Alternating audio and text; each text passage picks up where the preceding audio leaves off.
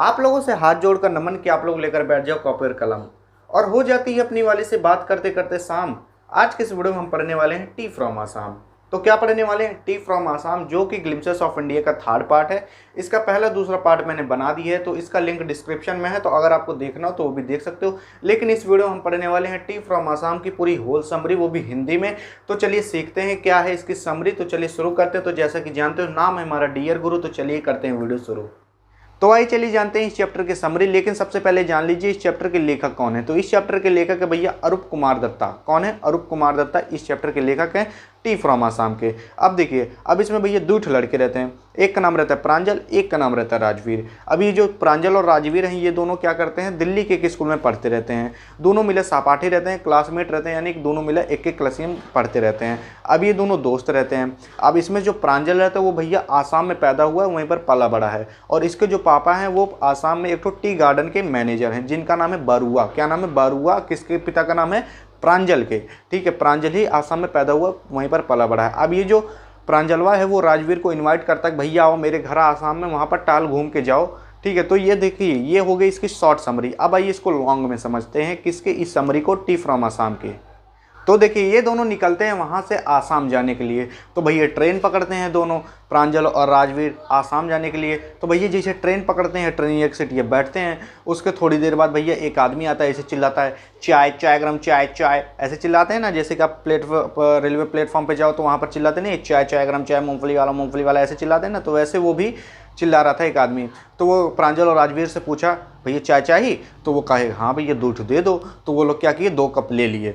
ठीक है, तो वो क्या किए, चाहिए चुस्की लगाने लगे। चुस्की मतलब जैसे कि सुरुकते हैं ना चाहिए को, वैसे वो लोग भी सुरुकने लगे। तो उसे कहे कि चुस्की लगाने लगे। और जहाँ पर बैठे थे, जिस कंपार्टमेंट है यानी जिस ट्रेन के डिब्बों में बैठे थे, वहाँ लगभग सभी लोग चुस्की लगा रहे थे चाहिए की, जैसे कि आप और हम लगाते हैं। भैया गर्म है इसलिए चुस्की लगाई जाती है, यानी कि सुरका जाता है। अब भैया एक के बैग अगर आप पी लिए चाहिए को, तो भैया उठो जरा लोगे, इसलिए राइटर कहें कि जो यहाँ पर चुस्की लगा रहे थे, कौन? प्रांजल और राजवीर। अब इतने भैया जो राजवीर हैं वो थोड़ा ज्ञान देने लगे, कहे कि जो चाय है वो 80 करोड़ कप प्रतिदिन पूरे विश्व भर में पी जाती है। इतने जो भैया प्रांजल हैं वो थोड़ा आश्चर्य हो गए, सही में चाय इतनी प्रसिद्ध है? यानी कि थोड़ा आश्चर्य हो गए कि उनको पहली बार सुने कि 80 करोड़ कप पूरे विश्व भर में एक प्रतिदिन चाय पी जाती है। तो उनको थोड़ा आश्चर्य हुआ। अब देखिए, अब ट्रेनियाँ जो धीरे धीरे चलने लगी, प्लेटफॉर्म को पार कर दी। ठीक, प्लेटफॉर्म को पार कर दी। इतने जो प्रांजल हैं वो भैया जासूसी की कहानियाँ किताब उताब पढ़ने लगे। ठीक है, तो उनको बहुत अच्छा लगता था जासूसी कहानियाँ और किताब पढ़ने में, और राजवीर को भी अच्छा लगता था जासूसी कहानियाँ और किताब पढ़ने में। लेकिन जो राजवीर है वो भैया नहीं पढ़ रहा था जासूसी कहानी किताब। वो क्या कर रहा था, बाहर वो झांक रहा था खिड़की के, वो हरियाली देख रहा था बाहर वो, क्योंकि वो कभी इतना हरियाली देखा नहीं था। कौन? राजवीर। ठीक है, तो उसको बाहरवा देखने में बड़ा मज़ा आ रहा था, बाहरवा झांकने में खिड़की एक बड़ा मज़ा आ रहा था, क्योंकि बड़ी हरियाली थी। फिर ऐसे जैसे जैसे ट्रेन आगे चलती गई, धीरे धीरे पहले धान का खेत था, तो धनवा खेत ख़त्म होते होते चाय की झाड़ियाँ आने लगी, यानी कि चाय के जो पौधे हैं वो सब आने लगे। ठीक है, तो उसके लिए बड़ा भाव दृश्य था। जैसे कि अभी आप कोई चीज़ नई देख लो तो आपके लिए बड़ा अच्छा लगता है। जैसे कि अभी आप ताजमहल सामने चले जाओ तो आपके लिए बड़ा अच्छा लगेगा ना वो। क्या? अगर आप ताजमहल सामने चले जाओगे, बड़ा आपके लिए भव्य दृश्य होगा। तो वैसे उसके लिए भी बड़ा भव्य दृश्य था, क्योंकि वो कभी इतनी हरियाली देखा नहीं था। कौन? राजवीर। ठीक, तो नहीं देखा था। अब धीरे धीरे जैसे भैया ट्रेन आगे जाने लगी, तो क्या हुआ, धान के खेत खत्म होते होते क्या आने लगे, चायपत्ती की झाड़ियाँ आने लगी। और देखिए, चायपत्ती की झाड़ियाँ देखने में जहाँ तक वो देख सकता था भैया चायपत्ती की झाड़ियाँ दिख रही थी, यानी कि वही दिख रहे थे। और बिचवा में क्या था, चायपत्ती के बिचवा खेतों में एक तो बड़े बड़े पेड़ लगे थे। वो क्यों लगे थे? क्योंकि भैया अगर वो बड़े बड़े पेड़ इसलिए लगे थे क्योंकि वो चायपत्ती के पेड़ों को छाया दे रहे थे। अभी आप नहीं समझ रहोगे, आप समझोगे। देखो यहाँ पर मार्कर कहाँ है, उसकी मदद से मैं आपको बताता हूँ। यार मम्मी मार्करवा कहाँ रख देती हैं बार बार, भगवती काट हुए रखा भी देख। तो यहाँ पर मान लो चाय का बाग है। क्या है? ये है चाय का बाग। और उसी के बीचों में क्या किया जाता है, एक थोड़ा से बड़ा का पेड़ लगा दिया जाता है। अब सोचो कि कहाँ लगा दिया जाता है। अब देखो, ये झीन चाय के पौधवा है ना, अगर इस पर ज़्यादा घाम उम लगा दोगे तो ये सब झुराना शुरू कर देंगे। तो इसलिए क्या किया जाता है, ऐसे बड़ा का पेड़ लगा दिया जाता है ताकि छाया दे इधर उधर। जब छाया देगा ज़्यादा घाम लगेगा नहीं, तो जब घाम लगेगा नहीं तो वो क्या करेंगे, झुराएंगे नहीं जल्दी। तो यही सब राजवीर को देखने में बड़ा निक लगता है, बड़ा अच्छा लगता है। लेकिन राजवीर इतने में अगवा देख लेते हैं, भैया एक तो भद्दी बिल्डिंग है जिसके ऊपर से आग निकल रहा है, यानी कि एक चिमनी टाइप का है। ठीक है, यानी कि एक चिमनी है तो वो देख लेते हैं। लेकिन जो राजवीर हैं उनको ये सब देखने में बड़ा निक लगता है, तो वो उतने चिल्ला उठते हैं, अरे चाय का बागान, ठीक है। तो उनको क्या होता है, बड़ा निक लगता है। लेकिन जो प्रांजलवा है ना, उसको उतना निक नहीं लगता ये सब देखने में, वो इतना इंटरेस्ट नहीं लेता ये सब देखने में, ठीक है। क्यों? क्योंकि भैया वो आसाम में ही पैदा हुआ है, वहीं पर पला बड़ा है। और आसाम में तब प्रांजल जो है वो बताता है, भैया जो आसाम है ना, वहीं पर ही सबसे ज़्यादा ये बाग खेती की जाती है चाय की। पूरे संसार में सबसे ज़्यादा खेती चाय की वहीं आसाम में की जाती है। तो उसको उतना अच्छा नहीं लगता है, ठीक है। तो कहता है कि अगर आसाम में इतना चाय उगाया जाता है, अगर एक बार देख लोगे ज़िंदगी भर तक याद रखोगे, ठीक है। तो वो इतना इंटरेस्ट नहीं लेता। नहीं समझ रहे तो ऐसे समझो, देखो अगर मान लो आपके बगल में एक तो खेत है और उसी में सरसों उगाया गया है और आप वो सरसों रोज देखते हो, ठीक है, तो आपको उतना इंटरेस्ट नहीं आएगा, है, ठीक है। मान लो उस सरसों में फूल उगे हैं, तब भी आपको उतना इंटरेस्ट नहीं आएगा जितना कि एक तो शहर वाले का आएगा। अब शहर वाला आके क्या करेगा, मान लो शहर वाला आया, अब खेतवा देख लिया और उसमें सरसों है और उसमें फूल वूल अच्छे से उगे हैं, तो करेगा अरे वाह इतना अच्छा खेत, ठीक है। तो वो क्या करेगा, इतना अच्छा खेत कहेगा, ठीक है। और क्या करेगा, हर पौधवा के साथ, हर फूलवा के साथ ऐसे करके सेल्फी लेगा और पौधवा ऐसे करेगा, ठीक है।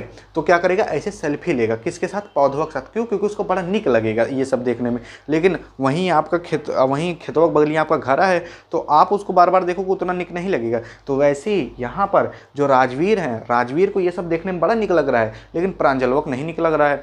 क्यों? क्योंकि भैया प्रांजलवा भैया वहीं पर आसाम में पैदा हुआ, पला बड़ा है, ठीक है। यानी कि एक तो बाग में ही पैदा हुआ, वहीं पर पला बड़ा है, तो उसको देखने में इतना अच्छा नहीं लगता। क्यों? क्योंकि वो हमेशा ज़िंदगी जब से पैदा हुआ तब से यही सब देखते आ रहा है, तो वो इतना इंटरेस्ट नहीं लेता। और वो कहता है कि अगर भैया आसाम में देख लोगे तो ज़िंदगी भर तक याद रखोगे। कौन कहता है? प्रांजल, राजवीर से। तो अब राजवीरवा कहता है कि भैया मैं चाय के बारे में जितना पढ़ सकता हूँ उतना पढ़ा हूँ, लेकिन अभी तक ये कोई नहीं जान पाया कि चाय की खोज किसने की। लेकिन इसमें बहुत सारी कहानियाँ बनी हुई हैं, किसके? चाय के ऊपर। ये कौन कहता है? राजवीर कहता है। अब इतने प्रांजल पूछ लेता है कि भैया कौन कौन सी कहानियाँ। अब राजवीर पहली कहानी सुनाता है, कहता है कि भैया एक तो चीनी सम्राट थे, यानी कि एक तो चीन के अंपायर थे जो कि पनिया पीते थे तो उबाल के पीते थे। एक दिन क्या हुआ, पनिया उबाल रहे थे तो उसमें क्या हुआ, कुछ पत्ते आग गिर गए, तो वो जो चीनी सम्राट थे वो पनिया पिए तो उनको बड़ा टेस्टी लगा। तो ऐसा माना जाता है, क्या पता वो चाय के ही पत्ते हों, ठीक है। अब जो प्रांजल रहता है वो बड़ा उत्सुक हो जाता है कहानी सुनने के लिए, तो कहता है दूसरी कहानी सुनाओ। तो दूसरी कहानी सुनाता है, तो जो राजवीर रहता है कहता है कि ये भारत की कहानी है। एक तो भैया बौद्ध के भक्त थे, ठीक है। कौन थे? बौद्ध के भक्त थे जो कि भैया मेडिटेशन करते थे, यानी ध्यान लगाते थे। तो ध्यान लगाते थे, कभी कभी उनको क्या होता था, ध्यान लगाते लगाते समय उनको नींद आने लगती थी। तो नींद आने लगती थी तो वो क्या करते थे, यही जो ऊपरा वाली अकिया वाली जो इसको क्या कहते हैं, इसको हाँ पलकिया, ठीक है, जिसपे कि लड़कियाँ जो रहती है लाल लाल करिए करिए पोत लेती हैं ना, तो सुंदर दिखने के लिए। तो वो क्या किए, उनको नींद आने लगती थी मेडिटेशन करते समय, ध्यान लगाते समय। तो ये क्या किए, यही पलकिए क्या किए, काट के इसे फेंक दिए निचवा। तो काट के फेंक दिए ताकि उनको नींद ना आए। तो जहाँ फेंके उसी के ऊपर 10 ठो चाय के पौधे उगाए, ठीक है। तो ये दूसरी कहानी। तो जब चाय के पौधे उगाए तो उसको लोग क्या किए, उसमें से पत्तियाँ तोड़ तोड़ के ले जाकर पनिया में उबाल के उसको पीने लगे, जिससे कि नींद गायब हो जाती थी। अब जैसे कि आप चाय पियो तो नींद, जैसे आँखें टक से खुल जाती है ना, यानी कि निदिया गायब हो जाती है, ठीक है। अगर आप सही में चाय पियो तो आपको निदिया गायब हो जाती है जैसे थोड़ी देर के लिए। तो उसमें से क्या लोग करने लगे, उसमें से चाय, उसमें से जो पत्तियाँ रहते थे उसको तोड़ के ले जाकर लोग उबाल के पीने लगे। तो ये दूसरी कहानी थी कि माना जाता है क्या पता वो ऐसे अपनी अकियत पलकियाँ काट के फेंके तो उस पर से चाय के पौधे उगाए, तो उसको लोग ले जाकर पानी उबाल कर पीने लगे। तो ये दूसरी कहानी हो गई। तो ऐसे राजवीर दूसरी कहानी सुनाता है और अब आगे कहता है राजवीर कि भैया ये जो चाय है ये सबसे पहले चीन में पी गई थी, वो भी 2700 BC के पूर्व पी गई थी। और आज भी ये जो चीनी चाय टी बोला जाता है ये सब चीनी भाषा से ही आए हैं। ये कौन कहता है? राजवीर। अब राजवीर आगे कहता है कि भैया यूरोप में 16वीं शताब्दी में पी गई थी चाय, वो भी उसको ऐसे झूठे नहीं पी लिया जाता था चाहिए को, उसको ऐसा दवा के रूप में यूज़ किया जाता था, दवा के रूप में पिया जाता था। ये कौन कहता है? राजवीर। और अब देखिए आज कैसे चाय पी जाती है।